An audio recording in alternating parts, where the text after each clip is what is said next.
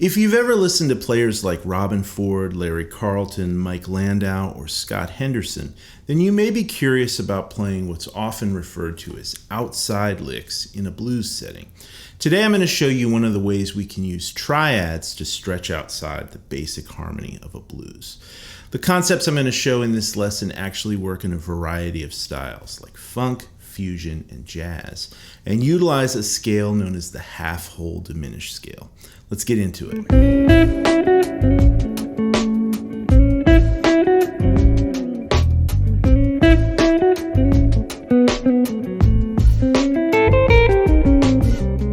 So the half-whole diminished scale is an 8-note scale, and just like the name implies, it's made up of half steps followed by whole steps. In the key of A, the notes are A, B flat, C, C sharp, D sharp, E, F sharp, and G.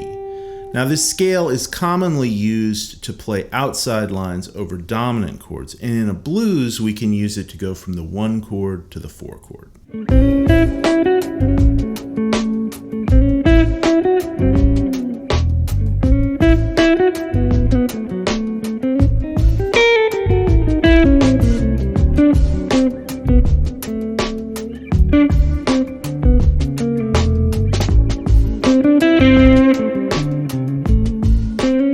Now the cool thing about diminished chords and diminished scales is that they're symmetrical, meaning they can be moved up and down in minor thirds.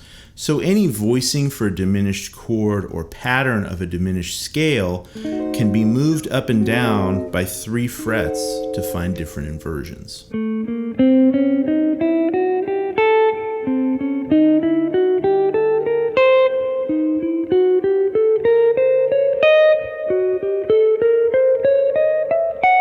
So now let's look at this half-whole diminished scale. If you're new to the sound of this, it can be a bit confusing to wrap your ear around. But by looking for chords and specifically triads found within the scale, we can find some musical things that we may already know how to play around the fretboard. So if we look at this scale, right away I see that we've got the note A, C sharp, and E right within the scale. So A, C sharp, and E makes an A major triad. And because it's symmetrical and we can move it up in minor thirds, that means we also have a C major triad, a D sharp or E flat major triad, and an F sharp or G flat major triad. So now we can play those triads in one position. And this gives us a different way of viewing this scale. Now let's make some lines using these triad shapes.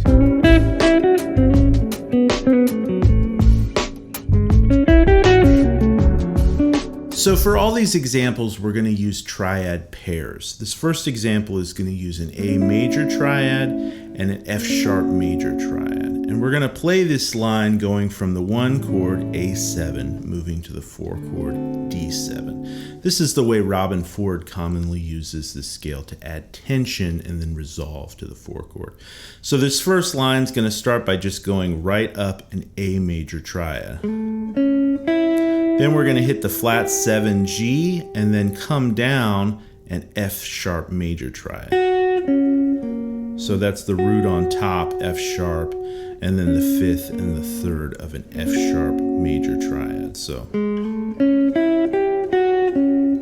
then from here we're going to come down a little bit of the half-whole diminished scale. And then from here slide up to the 3rd and the root of our D chord to resolve the tension.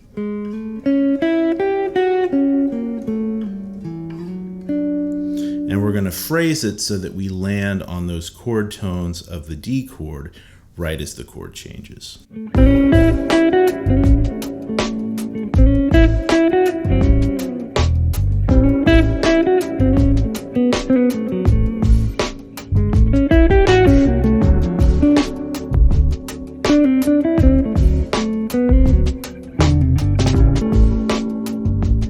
So now we can move this same idea up the fretboard. If we just go up a minor third, we can pair the C major triad with an A major triad using similar shapes, right? So here's A major to F sharp major, and here's C major to A major, and we can use a similar idea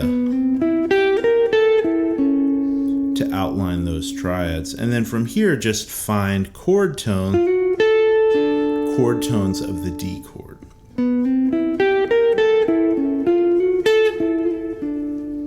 Right, so we're maximizing our vocabulary by using a similar fingering, but by knowing that we can move this around, we can get the most out of this fingering.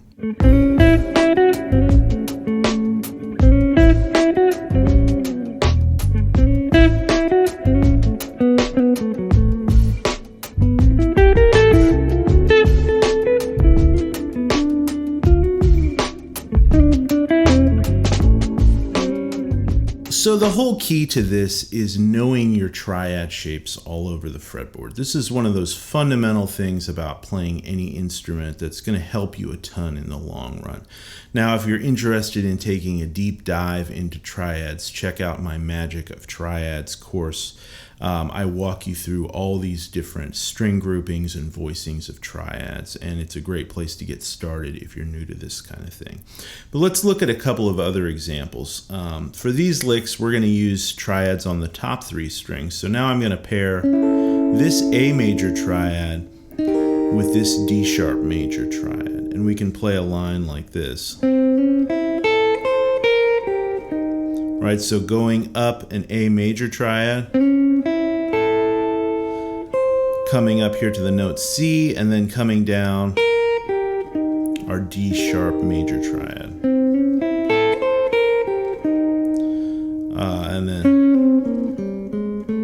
playing a little bit out of the scale, and then walking chromatically up to the 5th of our D7 chord. This is what you would call a chromatic enclosure, where I'm playing chromatic notes around the chord tone that I'm targeting and landing on as the chord changes.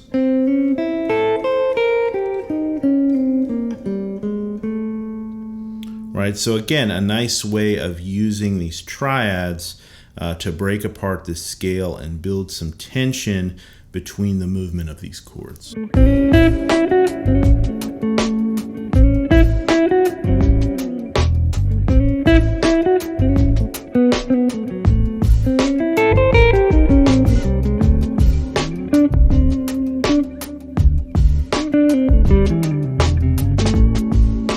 So now we can move this exact same line up a minor third to target the other 2 triads of this scale. So from A major to D sharp major, now up a minor third to C major and F sharp major. And now we get this line.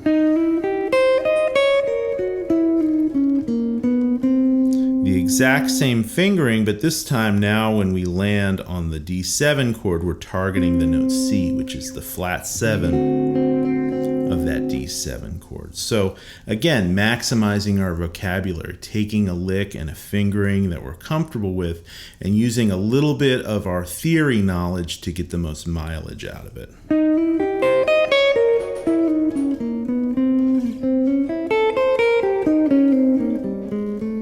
Now we have 2 great lines, really for the price of 1.